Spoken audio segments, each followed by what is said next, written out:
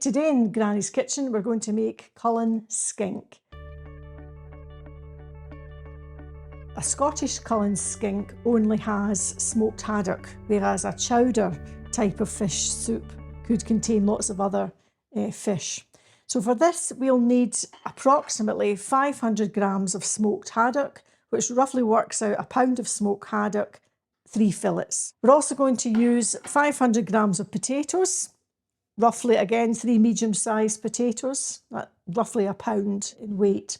1 medium onion, 2 cloves of garlic which we'll crush, 80 ml of single cream which we'll add at the end, and these little measures are really handy for measuring out small amounts of cream. 300 ml of chicken, fish or vegetable stock and 300 ml of milk, a little bit of butter and a handful of chives.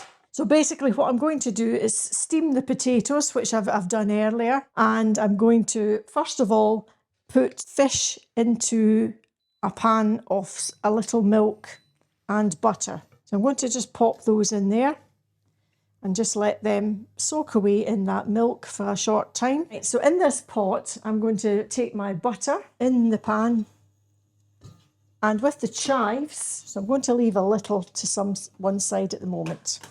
Then I'll just add in over a low heat until they're transparent. Meanwhile, the fish is just cooking away nicely in that milk. So with the potatoes, you can take one of the potatoes and we're going to chop that up into cubes, which we will leave and add to the fish soup near the end. And if it collapses, don't worry, as long as there's sort of chunks of potatoes visible in the soup. After about 10 minutes, you'll see the onions are fairly transparent and the fish is bubbling away nicely in that milk and butter. To this pot, I'm going to add stock, and I've actually used chicken stock. As I said, you can use vegetable stock or fish stock. If you're using a cube, make sure it's a callow cube that doesn't have any monosodium glutamate. So I'm just going to leave that, and I'm going to measure the milk that comes from this fish and make that up to the ½ pint. That's really important. You don't want to lose the nice fish taste from the milk, and add that to the pot. Now, I mentioned earlier about using some of the potato to thicken this mixture. I think I'll put this potato in here, and I'll maybe take my second potato, just cut that in there. So what I'm going to do with the potatoes, just blitz. By adding that extra bit of potato, it just tends to thicken the soup up nicely. Once your fish has been in the milk for a little while, it should be fairly easy to scrape the skin off the back. Once your fish is skinned, you can flake it up with a fork and add the flaked fish to your soup. Be careful it doesn't stick, because remember we've already put some mashed potato in here and it tends to stick to the pot. And also the other potato, which is chopped into cubes, the one that hasn't been liquidised, it's quite nice to have chunks of potato through the soup.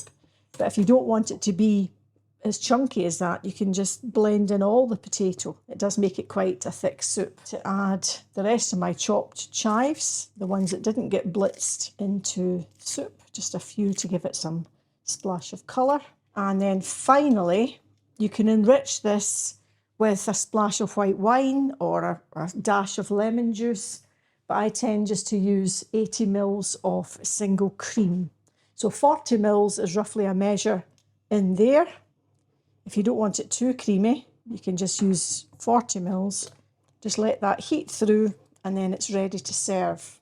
Plate your Cullen Skink, and as you can see, it's very thick and very creamy with big chunks of smoked fish. Right, I'm just going to taste it for seasoning.